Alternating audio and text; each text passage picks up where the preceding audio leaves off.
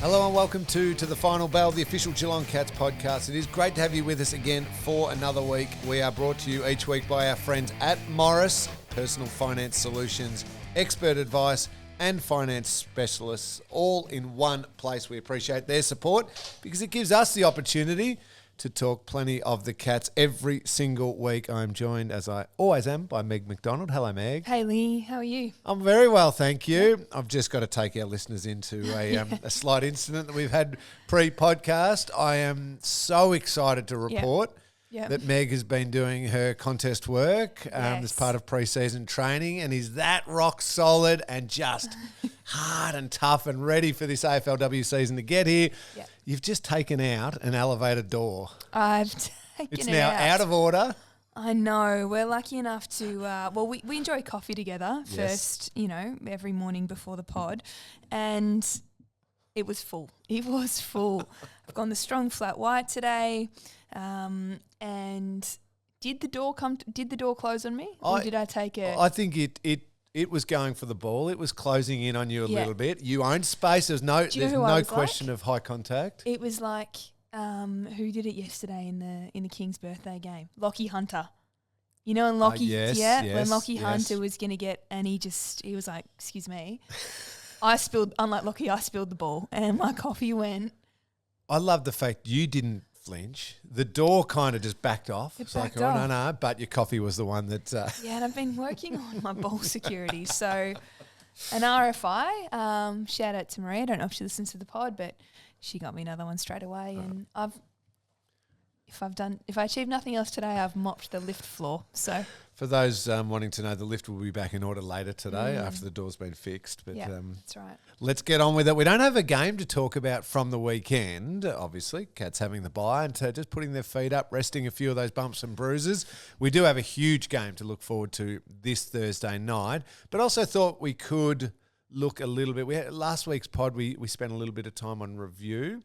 Thought we could start forecasting a little bit. I know it's always 1 week at a time, but we're allowed to forecast a little bit. I couldn't even review last week. I was that excited about what was to come. So let's get into it. It is a huge run home. We will get to your questions a little bit later on. The entire club had a bye, basically. No VFL, no VFLW. I think all staff were encouraged to get out the door for a little bit. Yep, we've got our producers feeling fresh. Yep. Jakey headed off to Anglesea. He's sorted. He's fresh. Did you sneak off anywhere or were you too focused on training? Full training, mate. Full training. Training hard. We've actually got a little mini break of our own after the Melbourne game. So I took Thursday, Friday off, saw a friend, drove 2 hours to Warrandyte South. Who knew? You're a good friend. Anyway, met little baby Finn. Excellent. Very, very nice. All right, let's look ahead. Let's look ahead perhaps let's start with Thursday night, shall we? Yeah, let's do it. Let's get into it. It is a massive game. They've won 10 in a row. Port Adelaide going along beautifully. I did the game on Friday night against the Western Bulldogs. Hot takes? They were super impressive, Port Adelaide. It's my first look at them live for a little while, and I love what they do. I love the way they play. Zach Butters is every bit as good as all the carry-on that's going on because he's hard, he's tough, he's skillful, he's clever, He's got the tricks. What I was most impressed with them about was in the first half, the Bulldogs were quite good. Jason Horne-Francis, Connor Rosie and Ollie Wines, I thought were really poor in the first half. And Bulldogs still couldn't get a break on them because of Zach Butters and a couple of others bringing them along. And then they got into the game. They got rolling and Rosie's class started showing out. Wines won a little bit of the footy and Jason Horne-Francis superb that goal. U-turn, my goodness. It's like, how's he? I don't think anyone was expecting him to just. The Bulldogs players just let him at it. Yeah, which and or at least he made it look like that. Such was his. I think his acceleration, his power, and his turning circle. Wowee. Yeah, to straighten that is hard to do. And I mean, the temptation of the left. I'm never tempted by my left foot, but I'm sure it was there. But he got it on the right and sealed the deal. Butters is just a freak, isn't he? Yeah, he is outstanding. It's hard to believe he's 22 years of age. It's hard to believe he's 77 or 80 kilos or whatever he is. Just pinballs off people. And the battle between him and Tom Liberatore was just outstanding. They were going at each other, just going at each other's throats the whole game. He seems to have the sort of mentality of no, I'm the boss. I'm I'm good at what I do. I remember listening to him and Rosie sort of, or it might have been Rosie after the Melbourne game, and they sort of said, no, we weren't worried about their midfield. We were like, they need to be worried about us. And I'm sure that's where they're at last couple of weeks. And why wouldn't you be? I mean, they seem obsessed by getting better and obsessed by propelling their team forward. So that was nice while it lasted for them, because this Thursday, not so much. Well, let's hope that their run stops at 10 wins in a row, a fantastic 10 wins in a row. You mentioned their midfield, and teams should be wary of their midfield. It's been the one area of the ground that has been probably hardest hit by the injuries that the Cats have had throughout this season. The players that might come back there. Mm-hmm. It looks like Paddy Dangerfield would be a certainty. He would be the most certain of the ones call missing. It, he's in. He's in. Okay, good. Meg's gone with it. Now this podcast always ends up, once it's been through the auto-tuner and made us sound half decent, gets released probably later on this afternoon. We're recording this Tuesday morning. Chris Scott's press conference will probably already have occurred, so we might have a little bit more clarity on some of these as well, but I think we can confidently say Paddy Dangerfield will play. The other ones that we want coming back into that middle part of the ground potentially, Maxi Holmes, he'd have to be close. Have to be close, and he would be a great in terms of youth and speed. If you're looking at how quick the Port Adelaide mids are, I'd love a little bit of his power and explosiveness in there. Absolutely. Not that Dane doesn't bring plenty of that himself. Yes, no, he's pretty explosive. You're right. Mitch Duncan as well, I think, would be very, very close. And from my understanding, him, the medical team, and Chris Scott will have a big discussion. Yeah, where are you bringing him in? Where am I bringing him in? I think you bring him in with that just magnificent flexibility of, do we want just for a little bit creating off half-back, using the ball really well, but then 3-4 minute burst in the middle of the ground. Just we need somebody just as smart, find the footy, composure with ball in hand, maybe Porter really bringing some heat. Yeah. And we got that one guy, and we always want Mitch Duncan kicking the ball inside forward 50. Yeah. It doesn't always go to Tom Hawkins, however, it usually does. But that sort of composure and class of ball use against a team that pressures and brings the heat really well would be very nice. Yeah, it would be. And speaking of Hawk, I mean, he played on Liam Jones, right? Or Liam Jones played on him, whichever way you want to look at it. Probably Liam Jones playing on him. Does Alir go to him this week? Like, because that's their... I feel we can get him in the back line. I feel our forward line will be hard to contend with. Yeah, they've got a pretty good interceptor. When you look at the putting a circle around part of the ground, you think, well, Port's back line, I love what they've done actually. I reckon they've made some brave calls and really strong calls. They are really mobile, really flexible, good ball users as well. They can run, but they can also defend. But Alir plays a huge part in that. He can come off, which leaves Trent McKenzie kind of more playing the lockdowny type role, even though he's a beautiful kick of the ball. He locks down, Alir floats across. If whichever way you want to go, Alir plays on Jeremy Cameron and McKenzie on Hawkins or vice versa, you can't come off as confidently off those guys. So that's where Geelong can perhaps catch Port players in one-on-one situations and maybe get a little advantage.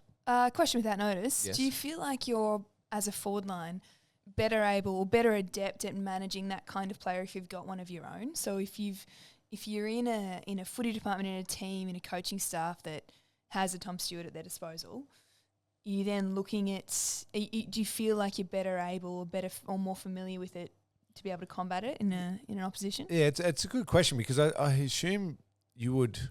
Well, you certainly have a greater understanding of how you free up your version, Tom Stewart, and therefore you might understand, okay, well, Alir's getting free or coming off and influencing because of this. So therefore, here's how we can counteract it. You also know as forwards, you've trained against that and done match scenarios, not so much middle of the season, but, throughout the pre-season and that. And one of the instructions would be somebody else can end up free. It's not going to be Tom Stewart. So this is what we're going to do. Well, now coming into Port Adelaide, it's got to be, it can be someone else who maybe comes in. Dylan Williams comes in and tries to intercept. Fine, we can live with that. Miles Bergman does it. Fine. Yeah, he's having a good season. Yeah, good player, isn't he? Yeah. But let's not make it Alir. And then you can just understand how much you got to lead. You're allowed to lead on that player. Because as soon as you lead and keep leading, and you'd notice these are playing on players. If a player just keeps on leading and is never going to get the ball, you're like, it's cool. I'll read the flight and I'll get the ball. That's what I was going to say. Maybe it's less, we've experienced training on those kind of players, and more we're 200, approaching 350 game, all-time forwards. We're probably not going to dumb spots on the ground. No. Like, we're pretty good at footy.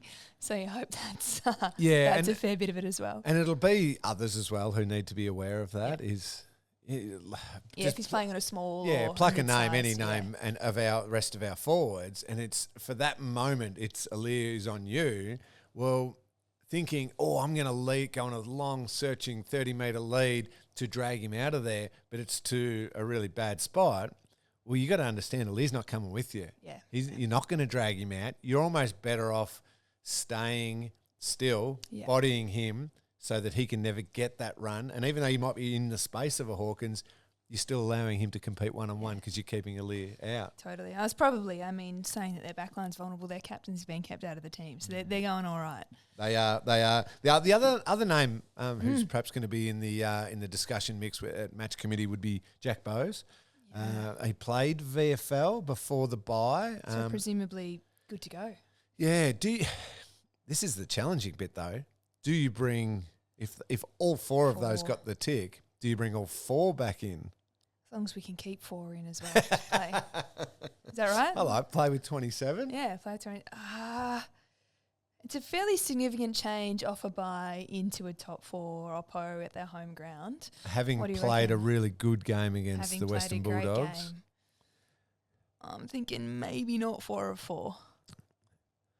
No, but you make me choose. But no, but you if they're all good, you're certainly 3. Yeah, that's which seems rough. Leaving, I'm going to say it's Jack Bowes, who doesn't come in, but he proved in the first 6 or 8 games he's in their best 23 at the moment with his flexibility and ball use and smarts.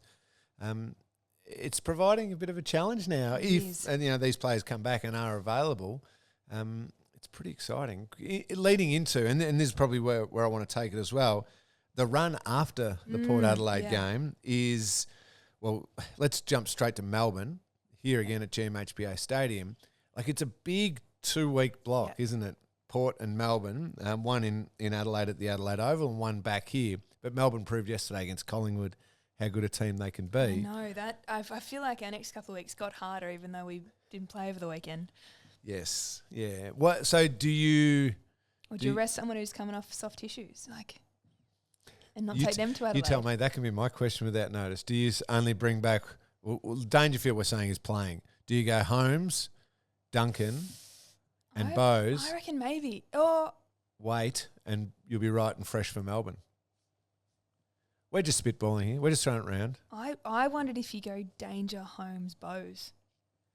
Duncan waits. Give Duncan one more, given the K's in his legs, but also his importance to the team. I don't know. Don't mind it. We actually don't. Full disclosure, we've got no idea. No, but we're like a lot of Geelong fans right now who are probably footy starved because no one played on the weekend and super excited about the back half of the year. And also a bit like, why aren't they talking about how good the Cats are? Everyone's just fly under the radar for a little bit. I'm happy with that. But if they, discussing, okay, well, hang on a sec. Does Nevitt's been very, very good. Very good. Oh, hang on. Do you give, see me out. Yeah. Do you give him a couple of week block off so that later in the year he is fresh and flying and maybe he's this X factor come late in the year and finals? Because one thing I've learned is first, second year players, they die in the backside at some point in the season. It's such a huge workload for them and they're not accustomed to playing entire seasons yet. So fresh Mitch Nevitt is what we want, not tired Mitch Nevitt. So do you find a couple of more weeks for him now to give him a shot at? I like your thinking. I only hesitate because was it his best game yet? Yeah. It was like he hit his straps and I thought maybe we want to keep the straps on for, I don't know. Do we? I don't know. That can't be that expression. You know what do you do once you hit your straps? Straps maintenance. Yep, gotcha. No, I understood. Do you want him though flying now, or do you want him flying in finals? Later. Okay. Just again, we're just okay, throwing it around. right. The run after that though gets a little interesting. All right, here's the challenge as it continues because it doesn't get that much easier. Sydney at the SCG, who I wouldn't say are flying, but you're playing them at the SCG. They're going to be pretty angry about what happened down here at GMHBA Stadium earlier on in the year. Yeah. You'd expect a response. North Melbourne at home.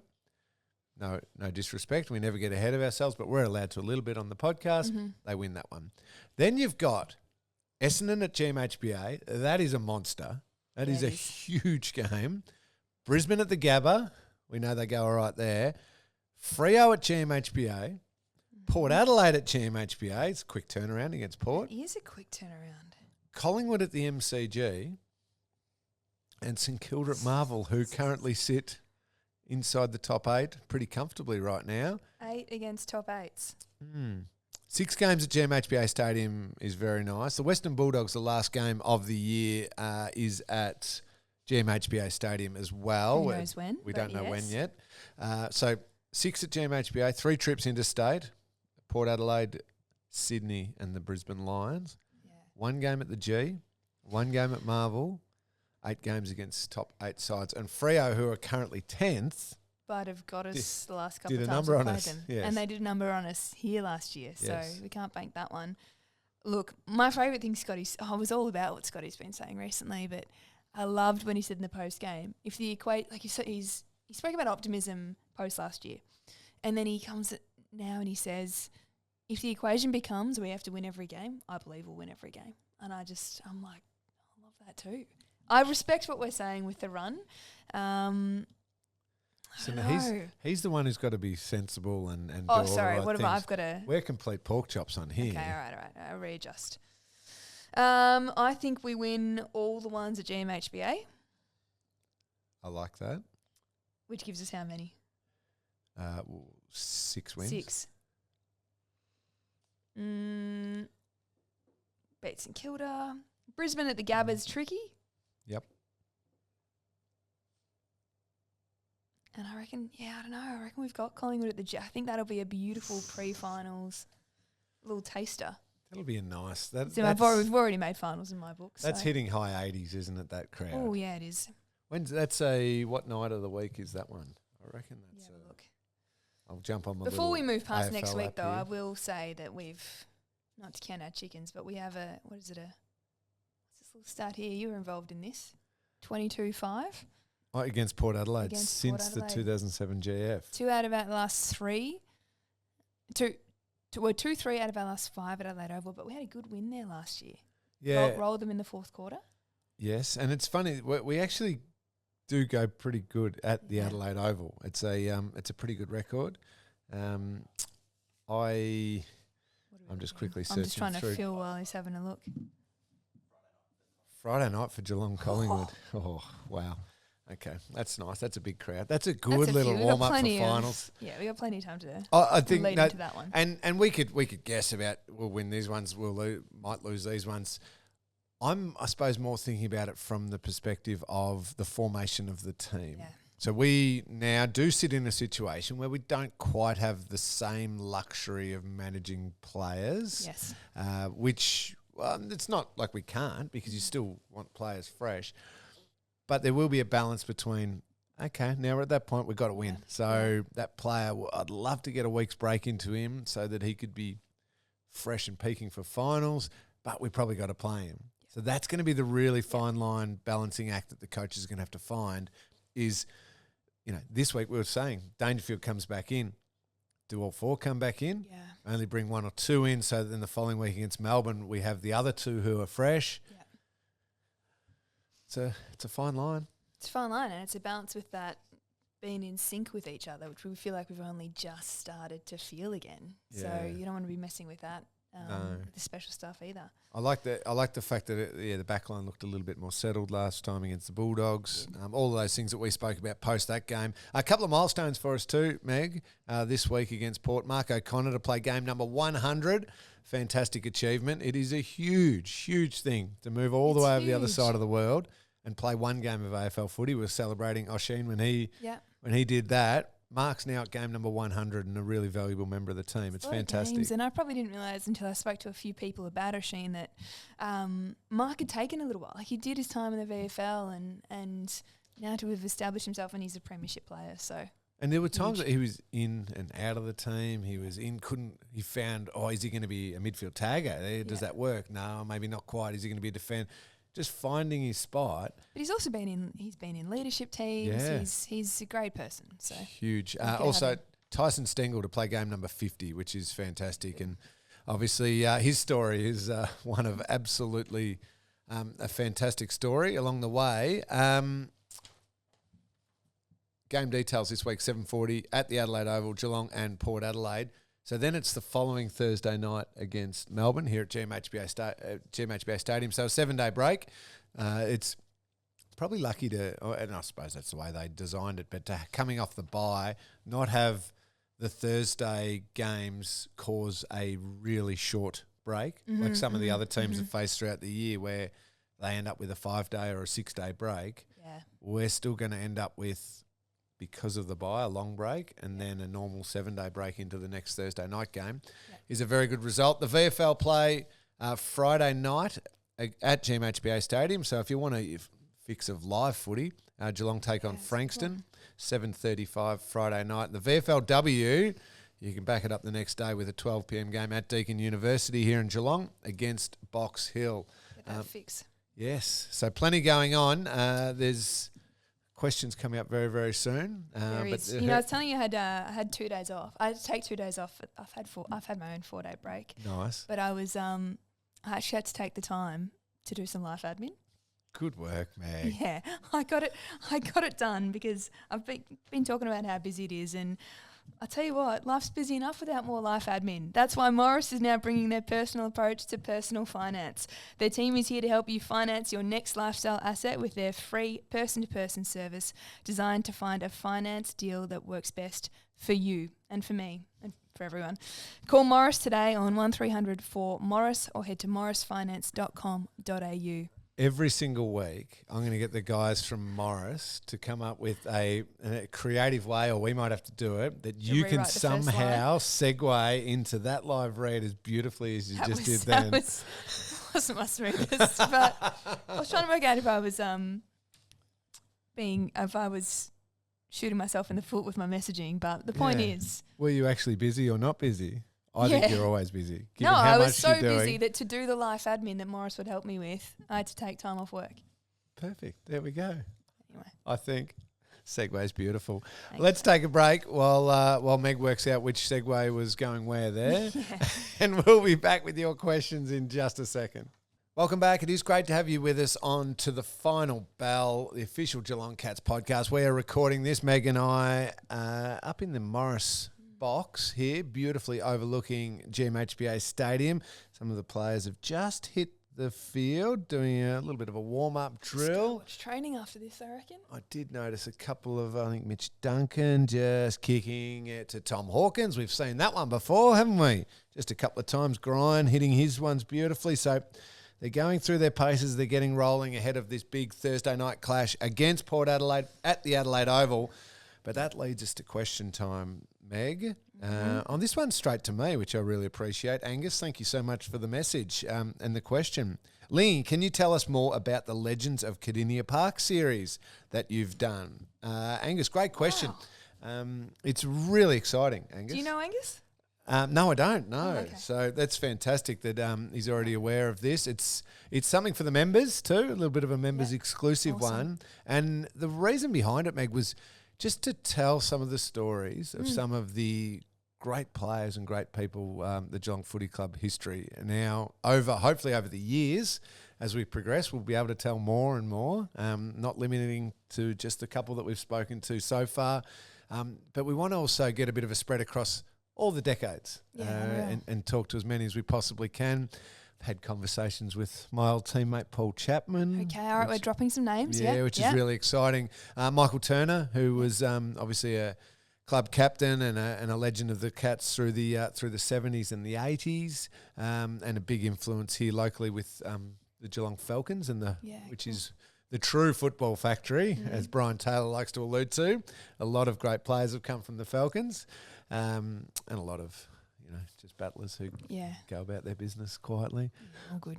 It takes all sorts. Want to talk to Premiership captain Freddie Wooler. Yeah. I'm hoping to do that one anniversary soon. year this year. Yes, ahead of that. Well, as part of that great celebration of the 1963 team.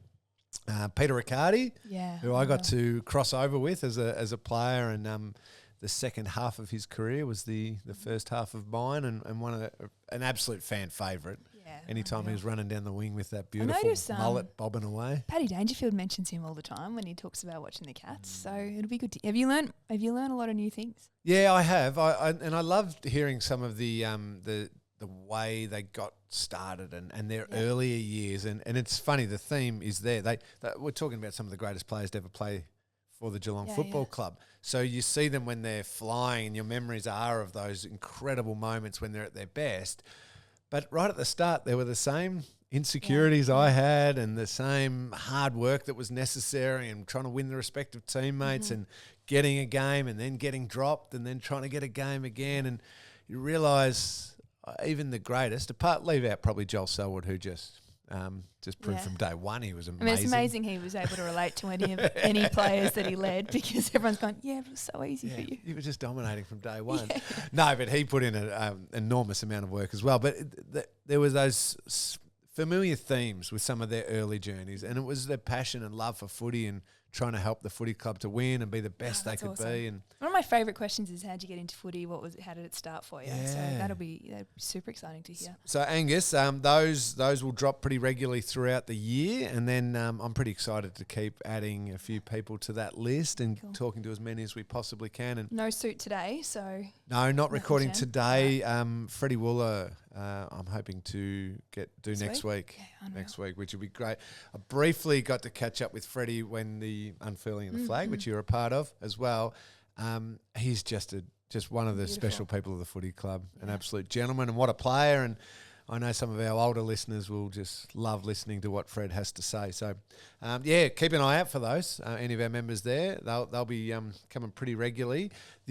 Lots of highlights on them too. That's what I do notice. Is you go back and look and watch the Mick Turner highlights, and wow. And then Paul Chapman taking hangers in 2007 grand final and kicking the winning goal in 09. As a Geelong fan, I just love being a part of the whole thing. So hopefully everyone else will as well. Thanks for your question, Angus. I love that. Josiah asks, best Cats player to never make an All-Australian team. We had our first All-Australian meeting last week. I meant to ask you, how'd you go? It was good, a really good chat.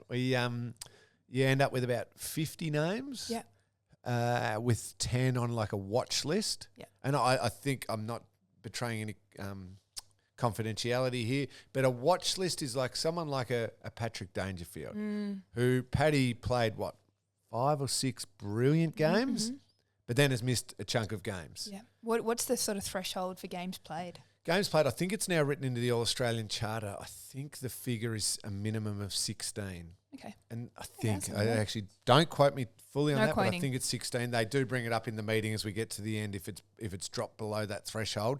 And that is almost based on a Gary Ablett Jr. season about a decade ago or so.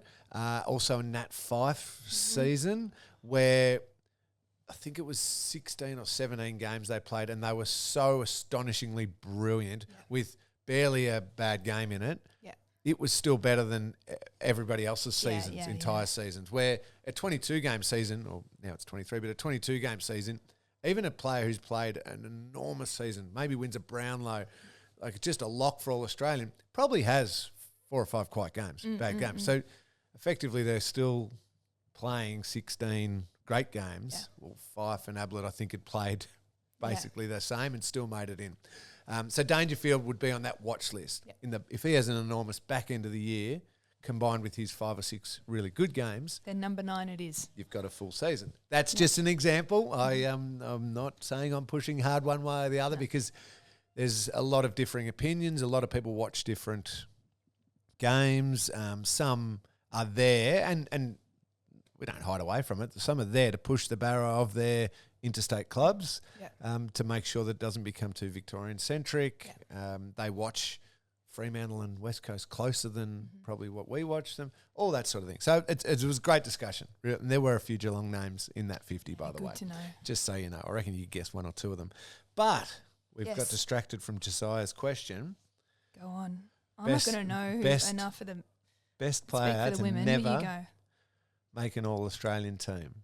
So throughout my crew, I would say, I think we ended up with about 15 All-Australians from those premiership years, which is crazy ridiculous. Joel Corey got his All-Australians, which made me happy because he's just a magnificent footballer, and I was always worried he'd be underrated by others. Deserved it fully. Darren Milburn was All-Australian. There were Andrew Mackie ended up All-Australian, I reckon, for a year definitely, which was really important because he was so crucial to us. I mean, I played with multiple guys in Joel and Gaz and these types of players. Matty Scarlett, obviously, Corey Enright, Mitch Duncan. Mitch Duncan Hasn't been All-Australian yet. I reckon he's been in the 40.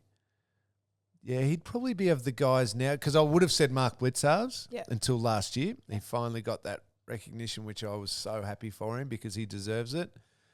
Mitch Duncan's probably the one who hasn't. And how long have you been on the committee? How long have you failed?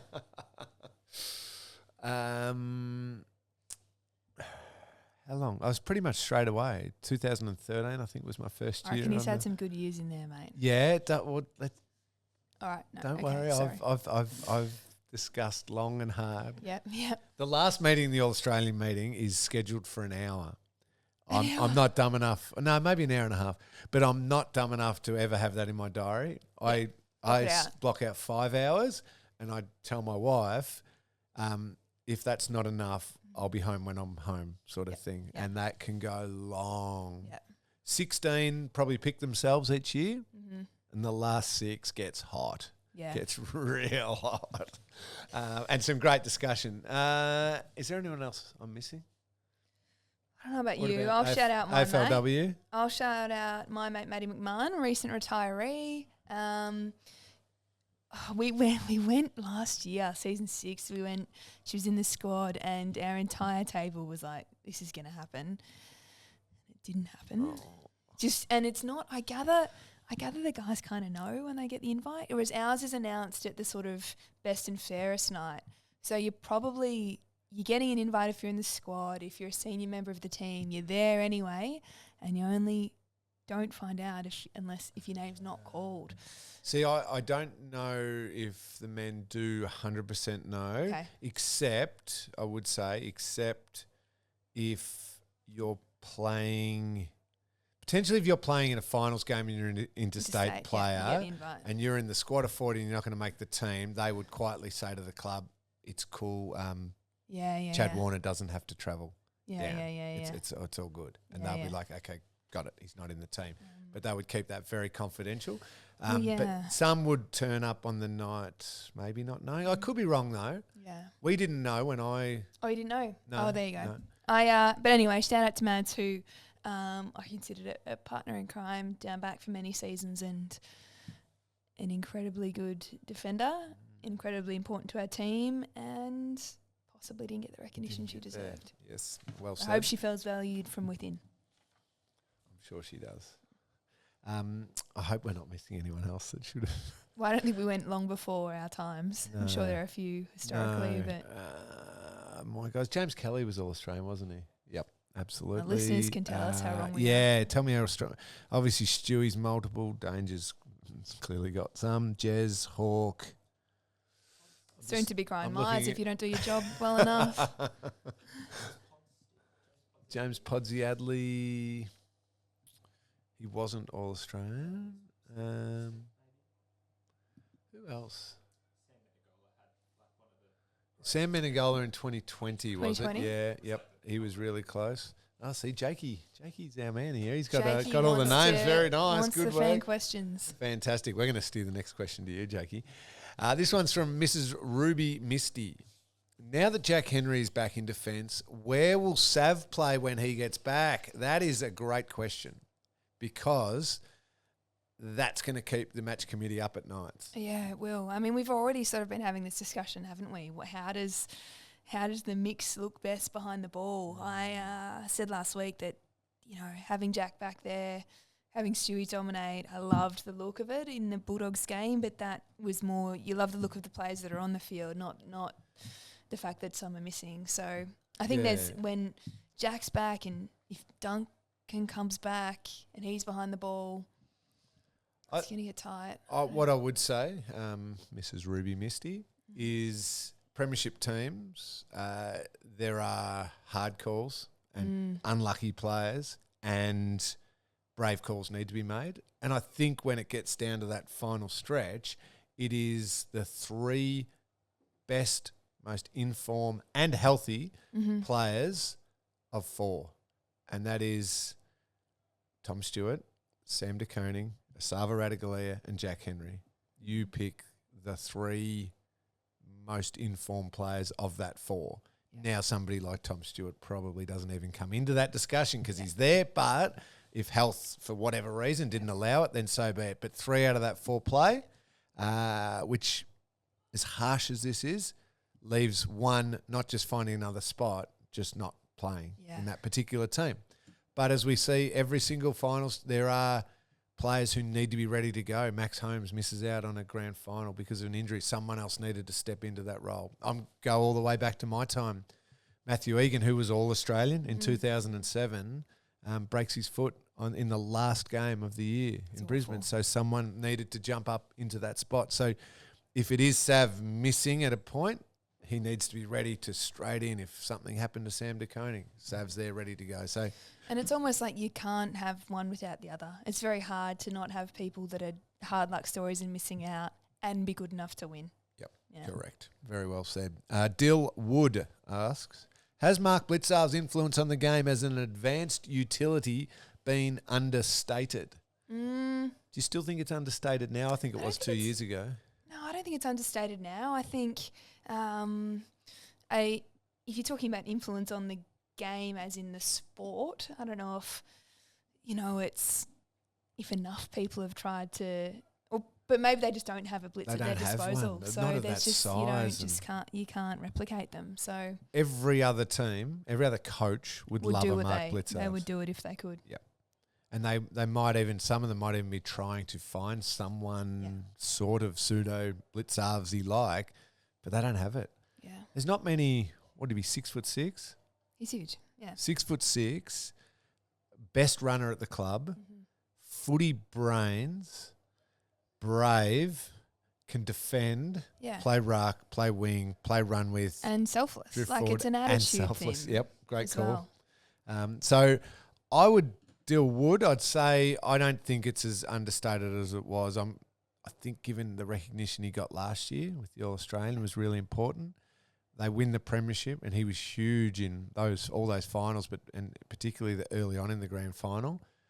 And now we're seeing with Reece Stanley down and indefinite a little bit with some of the complications, that Blitz is stepping up and effectively playing. Well, Johnny Segler got subbed off because of, and that's not a shot at Segler because that's just age and run, and English was covering the ground as a young ruckman does. Segler comes off in a huge close game that the Cats have to win, and it's just Blitz. You just go out and play ruck for the rest of the game for us. What an ask. Incredible. And I mean, he's won multiple club BNFs before he was getting, AA recognition and all that. So no one's understating him at the Cats, I don't think. No, I don't think so at all. He's certainly been a huge part of the success of the Geelong Footy Club. And speaking of success, go on. For years, Morris has been supporting businesses and the community to generate success together.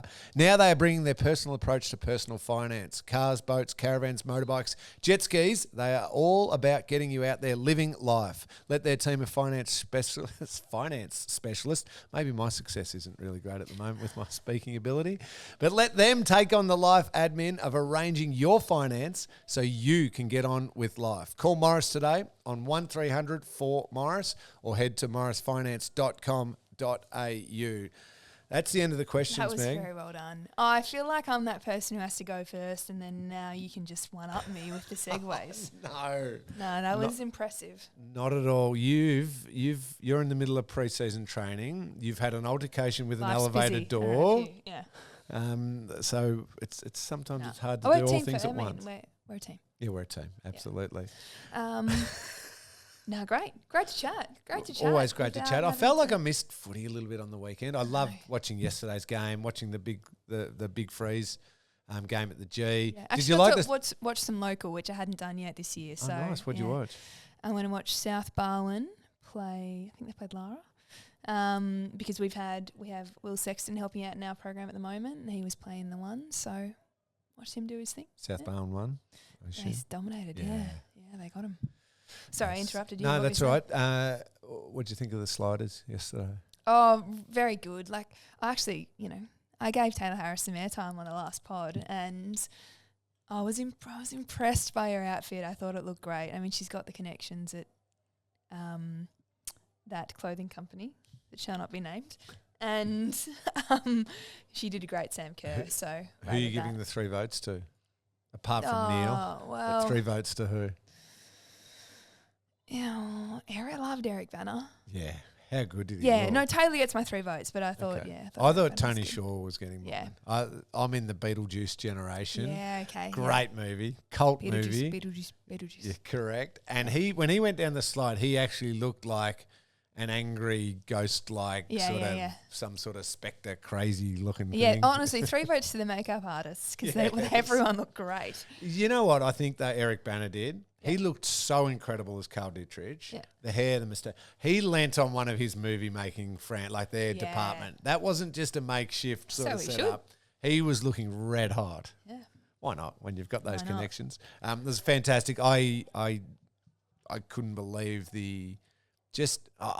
when Neil walked off between the two teams, the emotion of that, and just what an incredible person Neil Danaher is, and his family and the way they've brought together all of that, and such a special feeling. So it was an amazing game. It was good to watch some footy, having missed the Cats with the bye, but we get Thursday night footy, which is pretty cool. Yeah, we do. Yeah, we do. Cats take on Port Adelaide this Thursday night, 7:40, Adelaide Oval. Huge game, massive game.